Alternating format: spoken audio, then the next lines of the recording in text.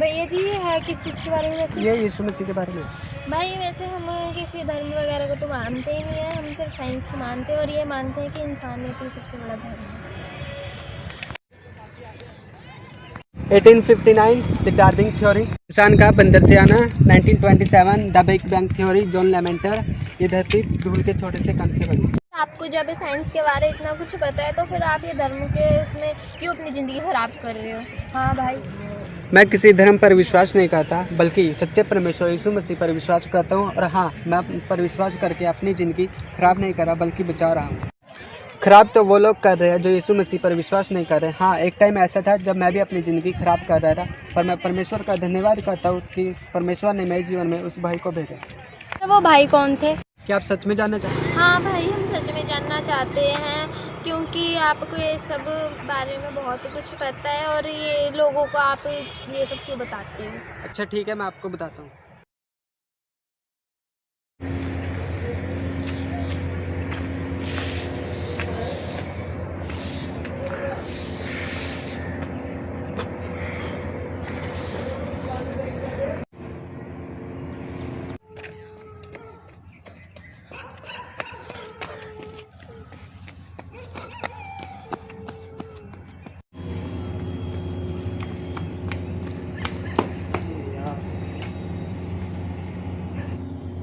क्या हुआ भाई, क्यों उदास बैठे हो? कुछ नहीं यार, वो बस रास्ता भूल गया, एक्सरसाइज करने आया ना। अच्छा, शायद आप यहाँ पर नए हो। हाँ, अच्छा, आपको ये याद है कि आपके घर के पास में कोई चीज़ पड़ती हो? जहाँ तक मुझे पता शायद मस्जिद है। अच्छा, जो हमारा घर है ना उसके पास में एक मस्जिद पड़ती है, उधर एक लंबी सी गली है, उधर तो नहीं कह रहे हो? हाँ हाँ। अच्छा चलो, मैं भी वहीं जा रहा था, मैं भी आपको वहीं छोड़ देता हूँ। वैसे आपका नाम क्या है? मेरा नाम मनीष है और आपका? मेरा नाम भूपिंदर।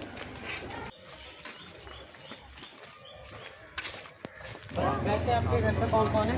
मेरे घर पे मम्मी है, पापा और मैं। अच्छा, आपने रूम शिफ्ट कब किया था? अभी बस एक ही हफ्ता हुआ है।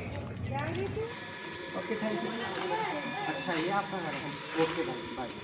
अच्छा, वो भाई कब आते हैं जिन्होंने ये प्रभु के बारे बताया? यही तो वो भाई है जो मुझसे मिले। लेकिन उन भाई ने आपको कुछ भी तो बताया नहीं। हाँ, परमेश्वर के भी अलग अलग तरीके होते हैं अपने बारे में बताने के। मनीष भाई, मनीष कैसे हो? बढ़िया। क्या हुआ भाई, आज उदास क्यों? कुछ नहीं यार, बस इस इंडिया में इतना अंधविश्वास भरा पड़ा है कि इंसान का जीना मुश्किल है। हाँ, वही है, बस धर्म के नाम पे पैसे कमाने के लोगों ने अलग अलग तरीके बना लिया है और लोगों को इन्हीं की वजह से डराते हैं। धर्म भरम, जात पात, भगवान भूगोल, ईश्वर कुछ नहीं है, ये सिर्फ लोगों की कल्पना है। जो कुछ है वो सिर्फ धरती पर ही है। हाँ, जो आपने कहा है वो कुछ कुछ बातें ठीक कही हैं, लेकिन जो कुछ बातें हैं पूरी तरह से ठीक नहीं। कि जैसे आपने बोला कि भगवान कुछ नहीं होते। अगर भगवान परमेश्वर है नहीं तो ये धरती को किसने बनाया? और जो इंसान है ये कहाँ से आए? भाई आपने साइंस में पढ़ी है? इसके बारे में भाई शाम को बात करते हैं। चलो, ओके, मैं भी शाम को फ्री हूँ। ठीक है, ओके बाय। शाम को क्या होता है? उस शाम को मेरे घमंड का टूटना, मेरे सवालों के तूफान का शांत होना, उस शाम को वो हुआ जो मेरी ज़िंदगी में कभी नहीं हुआ और उस शाम ने मेरी ज़िंदगी को ही बदल दिया। अच्छा भाई, उस शाम को ऐसा क्या हुआ? और भाई कैसे हो? बढ़िया भाई। भाई, तो सुबह हमारी बात हो रही थी कि आपने पूछा था कि धरती कैसे बनी और ये इंसान कैसे बने।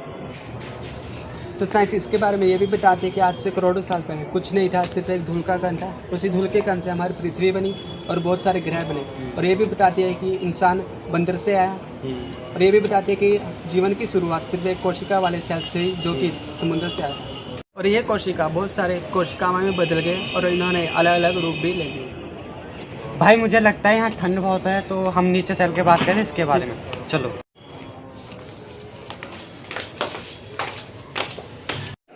हाँ तो भाई अब बताओ आप क्या कह रहे थे। हाँ, तो जैसे कि मैंने आपको बताया कि साइंस ने बता रखा है कि धरती कैसे बनी और इंसान कैसे बने। भाई जैसे आपने मुझे बताया कि ऊपर आप बता रहे थे कि करोड़ों साल पहले कुछ नहीं थी, सिर्फ एक धूल का कण था, तो ये जो धूल का कण था ये कहाँ से आया। और दूसरा सवाल मेरा ये है, जैसे कि साइंस बताती है कि कोई निर्जीव वस्तु में से जीवित वस्तु नहीं निकल सकती, तो ये जो कोशिका है ये कहाँ से आई।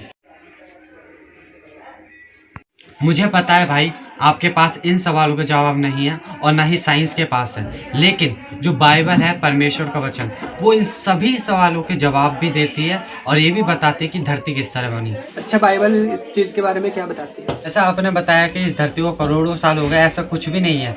बाइबल बताती है कि इस धरती को बने हुए सिर्फ 6000 साल ही हुए हैं। अच्छा, 6000 साल? हाँ, और इस धरती को परमेश्वर ने 5 दिन के अंदर पूरा बनाया और 6वें दिन इंसान को बनाया। अच्छा, परमेश्वर ने इंसान को कैसे बनाया? बाइबल बताती है कि परमेश्वर ने इंसान को मिट्टी से लेकर बनाया।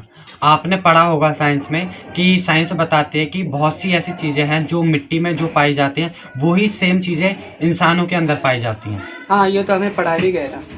अच्छा भाई, मुझे आप ये बताओ कि जो परमेश्वर ने इंसान को बनाया तो इंसान मर कैसे जाता है?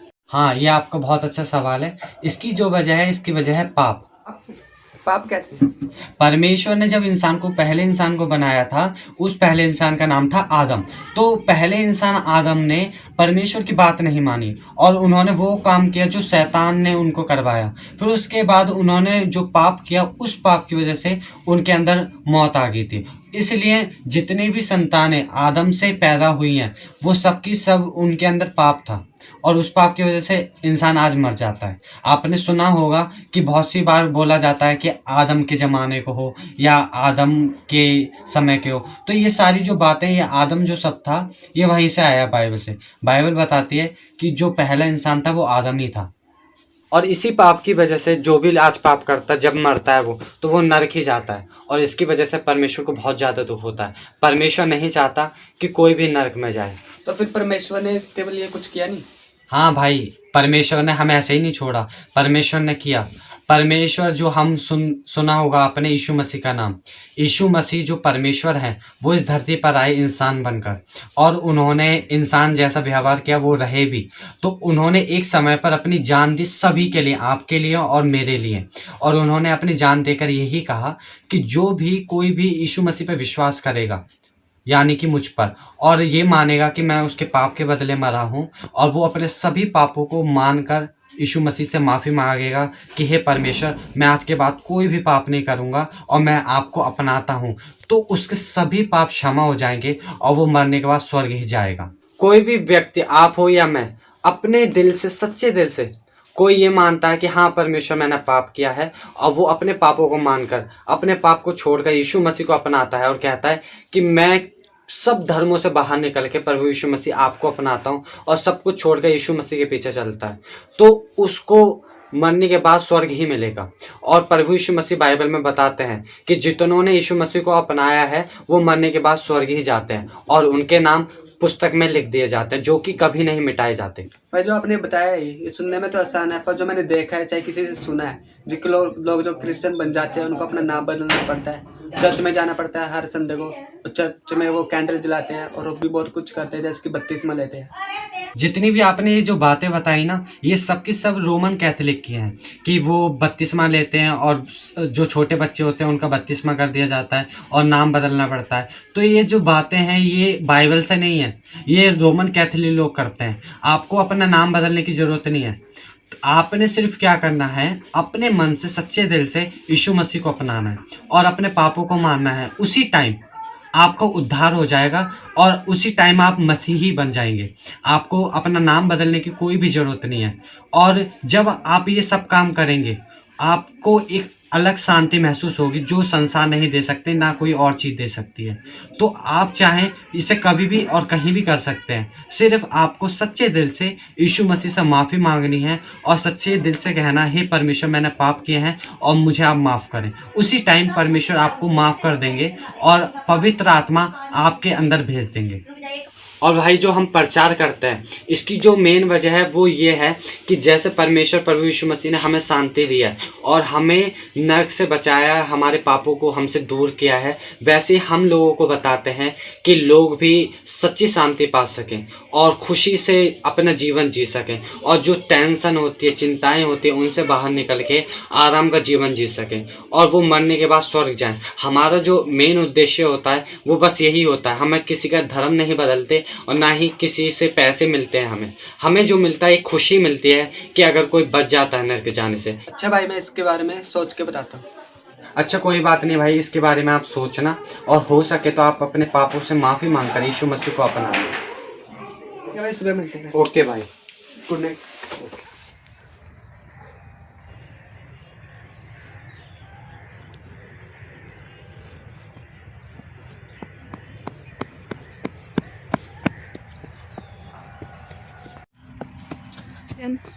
अरे मनीष भाई क्या हुआ? भाई जरा आपने रात को बताया था, हाँ उसके बारे में मैंने रात को सोचा और यीशु मसीह को अपना लिया। सच में? हाँ। मुझे बहुत अच्छा लगा आपने यीशु मसीह को अपनाया। तो आपने यीशु मसीह को अपनाया, ये अच्छी बात है, लेकिन आगे जो जीवन जीना है उसके बाइबल के अनुसार जीना है। जो आप गलत काम करते थे उनको आपको छोड़ना पड़ेगा और जो आपने जो भी कुछ किया उन सबको भूलकर यीशु मसीह के लिए जीना है। और जो भी आप मूर्ति पूजा या कहीं जाते थे उन सबको छोड़कर यीशु मसीह के पीछे चलना है और आपके जीवन की नई शुरुआत हुई है। तो मुझे बहुत अच्छा लगा भाई, ये सुनकर मेरे को बहुत खुशी हुई और मेरे काफ़ी सवालों के जवाब भी मिल गए। क्या मैं यीशु मसीह को अपना सकती हूँ? हाँ, कोई भी यीशु मसीह को अपना सकता है और आप भी यीशु मसीह को अपनाकर नरक में जाने से बच सकते हो।